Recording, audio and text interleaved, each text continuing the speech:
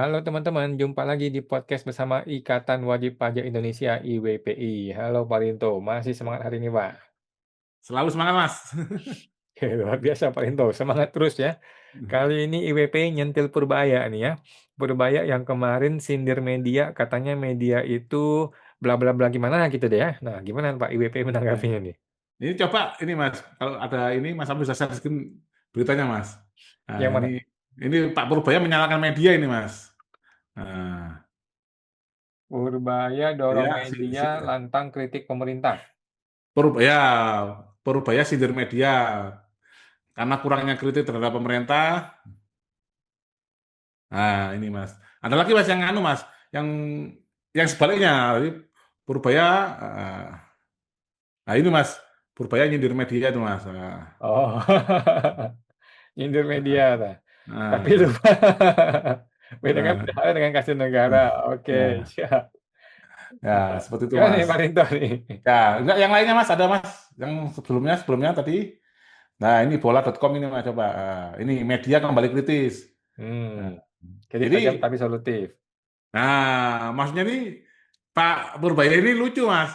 Di ekonominya nggak tumbuh, yang tanggung jawabnya Kementerian Keuangan sekarang lempar yang salah media karena kurang kritis terhadap pemerintah gitu loh, Mas, intinya gitu Mas. Hmm, oke. Ini kita bahas terkait ini Mas. Nah, coba saya share screen. Oke.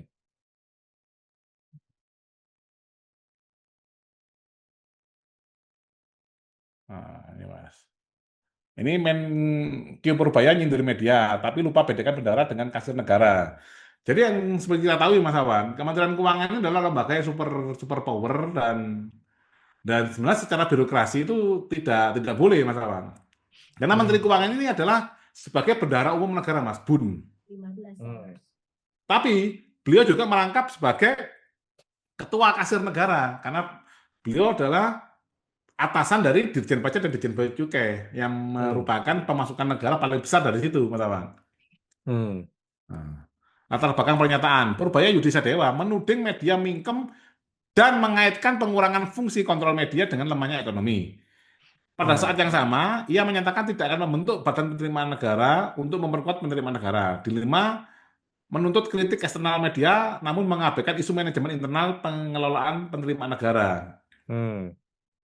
Mas, terminologi penting bendara dan kasir. Nah, ini Mas. Bendahara negara adalah institusi atau pejabat yang mengelola alokasi pertanggungjawaban dan pengawasan keuangan negara. Kasir negara adalah institusi yang atau fungsi yang sekedar menerima dan membayar uang secara operasional tanpa fungsi pengendalian strategis. Hmm. Ketidak ketidak terbedaan di antara keduanya menimbulkan kerancuan pengelolaan fiskal. Jadi kasir ini yang megang uang Mas ya. Tapi Hmm. dia tidak pegang catatan itu Mas. Kasarnya itu Mas. Ini kasir, ini bendahara Mas. Hmm. Atau di perusahaan-perusahaan dinamakan accounting. Hmm. Nah, kenapa ini penting? Kejelasan fungsi keuangan negara krusial, Mas, untuk dikelola kedaulatan rakyat, uang rakyat dikumpulkan, dikelola, dan dipertanggungjawabkan. Jika bendahara sama dengan kasir, kontrol lemah, efisiensi rendah, potensi penyalahgunaan meningkat. Dalam sistem republik, pemerintah adalah pelayan publik, bukan entitas bisnis atau kasir besar. Hmm. Ini, Mas. Dampak praktis terhadap kebijakan fiskal. Rasio perpajakan, tax ratio, stagnan. Purbaya mengaku belum punya rencana spesifik. Media sebagai pengawas lemah. Menkyu menyebut media mingkem dan ekonomi melemah. Tanpa reformasi kelembagaan, penerimaan resiko pengumpulan pajak dan non-pajak tak optimal, akuntabilitas rendah. Nah, kritik utama yaitu menyindir media tidak salah, tetapi mengabaikan revisi sistem penerimaan negara dalam pengalian isu. Ketidakjelasan fungsi bendahara dan kasir memperlemah posisi rakyat sebagai pemilik kedaulatan. Penolakan Badan Penerimaan Negara menunjukkan keengganan reformasi struktural, meskipun itu bagian dari program hasil terbaik cepat Prabowo Subianto Gibran yang diumumkan saat kampanye Pilpres Mas Awan. Jadi Pak Purbaya ini sudah pernah ada di media menunda pembentukan Badan Penerimaan Negara Mas, yang itu merupakan ini Mas salah satu 8 program terbaik cepat dari Pak Prabowo. Hmm. Kesimpulan, kritik pemerintah harus diimbangi dengan reformasi internal, bukan hanya tudingan eksternal. Ini kalau kita analogikan keluarga, Mas ya, Hmm. ini peran rakyat itu pemilik rumah, Mas ya.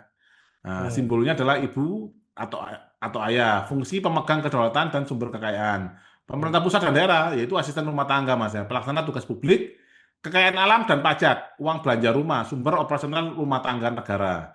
Jika bendahara Hmm. negara dijadikan satu dengan kasir negara, pelayan rakyat ini mencatat transaksi sekaligus pembuat laporan keuangan, maka pasti terjadi fraud Mas. Pasti Mas. Hmm. Rekomendasi kebijakan, bentuk Badan Penerimaan Negara sebagai lembaga independen yang menangani penerimaan negara secara strategis. Yang kedua, tegaskan fungsi bendahara negara dan pisahkan dari fungsi kasir operasional. Perkuat transparansi dan akuntabilitas media sebagai pengawas, bukan sekedar kritik retoris. Nah, libatkan masyarakat dan parlemen dalam evaluasi kinerja penerimaan negara dan pengelolaan keuangan publik. Jika pemerintah menuntut media untuk berbicara, maka pemerintah juga harus berbicara lewat reformasi. Jika rakyat adalah majikan rumah negara, maka bendahara negara harus menjaga rumah, bukan menjadi kasir yang hanya mencatat transaksi, gitu Mas. Jadi Hmm. karena tidak bisa membedakan fungsi bendahara dan kasir, ya, mereka lebih senang sebagai kasir Mas, karena yang langsung pegang uang Mas. Hmm. Ini kan ada berita Mas ya, beberapa ini Mas ya, hari yang lalu ada penggeledahan juga Mas ya di rumah salah satu mantan Dirjen Pajak gitu Mas. Hmm. Nah, ini kan menunjukkan mungkin adanya permainan gitu Mas Hmm. dari banyaknya oknum-oknum di Dirjen Pajak. Oke, jadi idealnya bagaimana Pak? Idealnya itu apakah ada sebuah lembaga khusus bendahara, satu lembaga lagi khusus kasir, atau bagaimana? Betul Mas, idealnya ada antara lembaga yang ngurusin pencatatan yaitu bendahara atau accounting dan lembaga yang ngurusin dengan kasir atau penerimaan itu harus beda Mas Awan. Dan itu ide itu sudah ada di ini Mas 8 program hasil terbaik cepat Pak Prabowo gitu, Mas saat kampanye Pilpres. Oh. Nah, cuman begitu Pak Purbaya dilantik, Pak Boyo juga nggak mau Hmm. membentuk badan tersebut itu Mas Awan. Karena kan Kemenku ini sangat seksi sekali Mas, karena dia membawai semua Mas. Dirjen Pajak, Hmm. Dirjen Bea Cukai, termasuk Dirjen apa Mas ya, yang pencatatan, DJKN, KKN Negara, kebijakan Hmm. fiskal dan lain-lain itu kan semua di bawah Menq Mas. Makanya Pak Purbaya pernah menyeletuk kan, wah ternyata kekuasaan saya sangat besar sekali ya. Dia enjoy ternyata Mas, sudah lupa diri sepertinya Mas. Kok Ternyata enak enak itu kan? loh Mas. Namanya bendahara sama kasir jadi satu Mas. Kalau ada fraud itu kan akan dibenerin sendiri Mas. Hmm. Misalkan angkanya selisih. Nah, ya kalau selisihnya 1.000 2.000 Mas, kalau ini uangnya triliun Mas. Selisihnya 500 triliun ya dia sesuaikan laporannya itu Mas. Oke, cocokologi sendiri ya. Iya, itu Mas. Siapa yang mau mengaudit Mas? Oke. Hmm. Oke, Pak. BPK juga kan saya kira kan sangat susah Mas. Bahkan BPK pernah pernah mengeluh kan tidak bisa mengaudit Dirjen Pajak itu Mas Awan. Hmm. Tapi kali ini jaksa berani ya masuk ke rumahnya mantan Dirjen Pajak. Iya, seperti itu Mas. Oke. Hmm. Siap. Terima kasih Pak Rinto atas informasinya ya. Mudah-mudahan Pak Purbaya bisa sadar diri ya bahwa dia sendiri juga masih salah persepsi tentang pengelolaan negara ya. Baik. Oke, Terima kasih Pak Rinto. Sampai jumpa di podcast berikutnya, Pak. Makasih, Pak. oke Mas.